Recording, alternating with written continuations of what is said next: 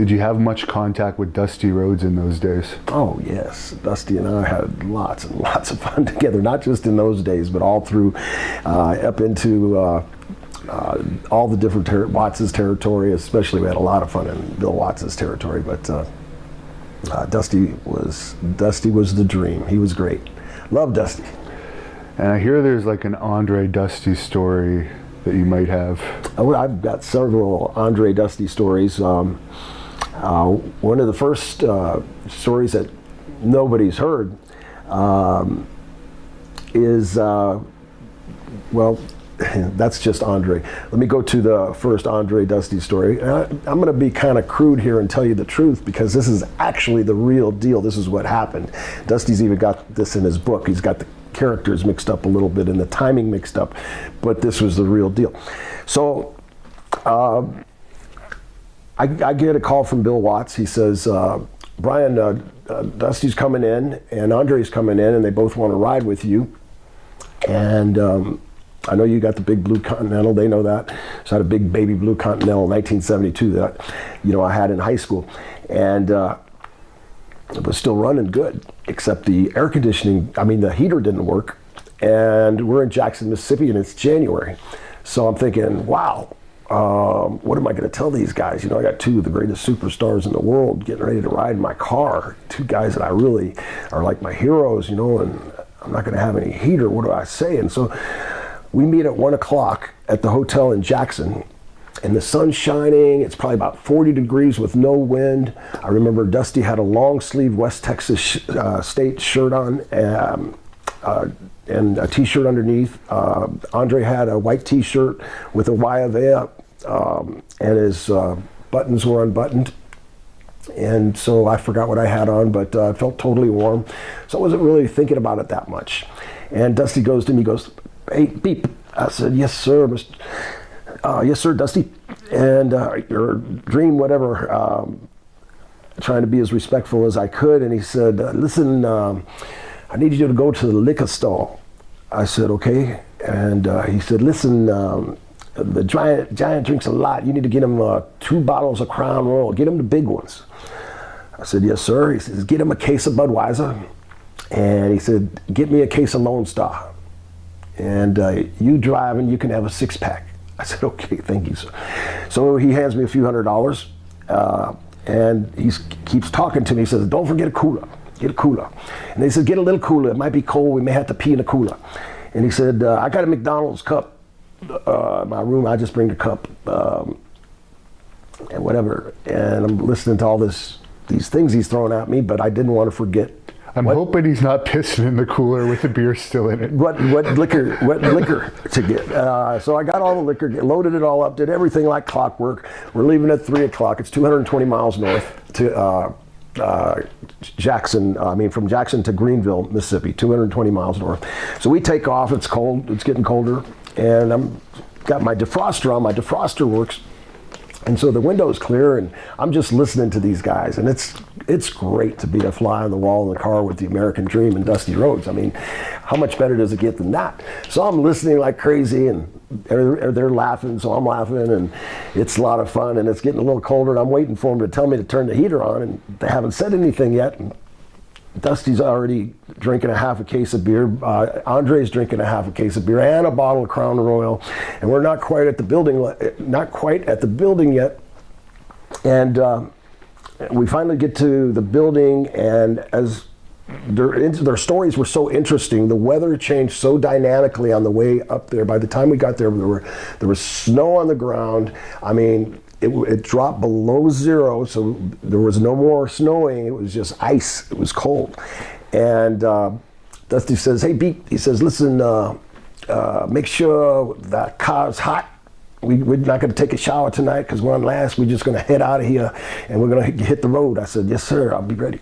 So I was on like second or third, and I jumped in, took a quick shower, ran back to the car. Started up the car, and I got the defroster on, just hoping for any kind of heat, and my body heat, just anything. Please help me, because I know they're going to be freezing. So they come out with their tights and everything on, still dressed, and towels around them, and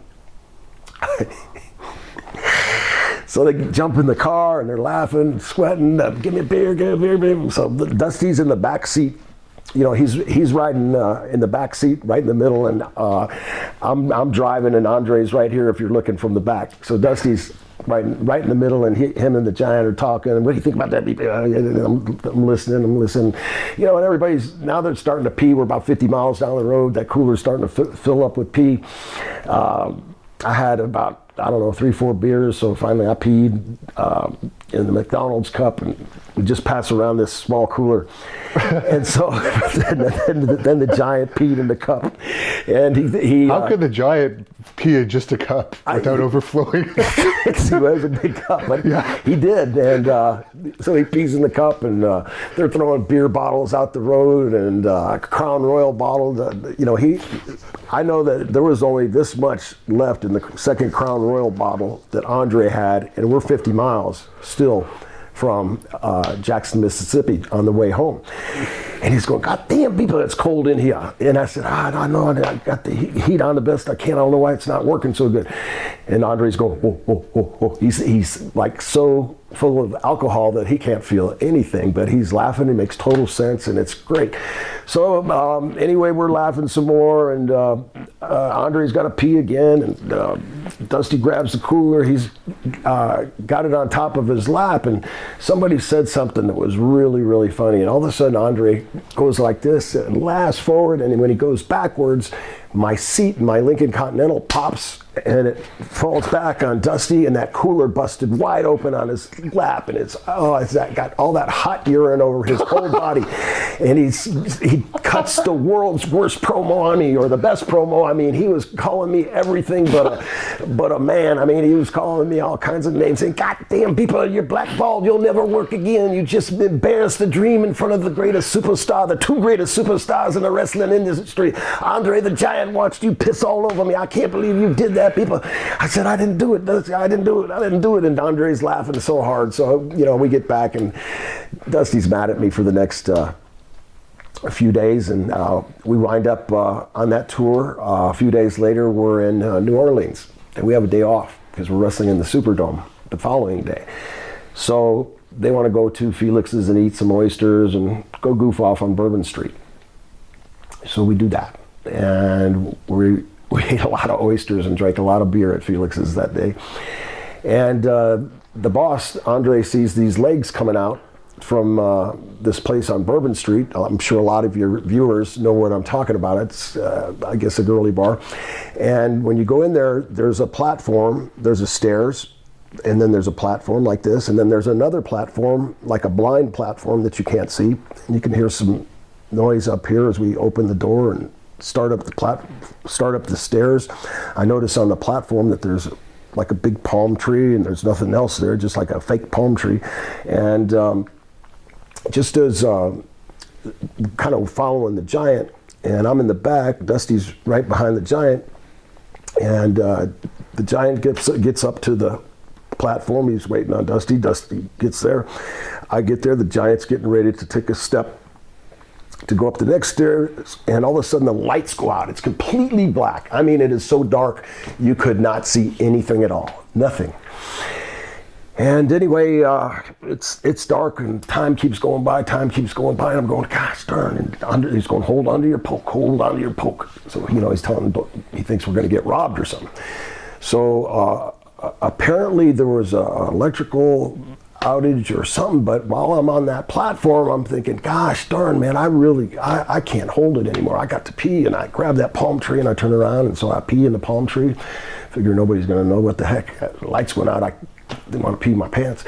So maybe as soon as I was done, maybe 1 second after I'm done, the lights pop on, and I hear the Giants going, shit, damn, what happened? The Dream's going, damn, what is it? And Andre and I look down, and he's got his jeans on and his rolled up cowboy shirt and his cowboy hat and everything, and cowboy boots inside of his jean. Well, his whole leg's completely wet, and what I thought was the palm tree was Dusty Rhodes' leg, and so I was peeing the whole time on Dusty's leg, and he's going, God damn, and he pulls his boot on and picks his boot up and he dumps a whole bunch of pee out of his boot. Everybody's laughing. He's going, God damn, people, I can't believe you just pissed on the American Dream again. That's 2 times. You're definitely blackballed. You'll never work again. I promise you'll never work again. And it was so funny. I mean, to watch Andre laugh is just such a joy to me, and he laughed so hard when we were together on those trips. He just laughed and laughed. I mean, it was hilarious, but Dusty wasn't too happy with that. But he liked it enough to put it in his book.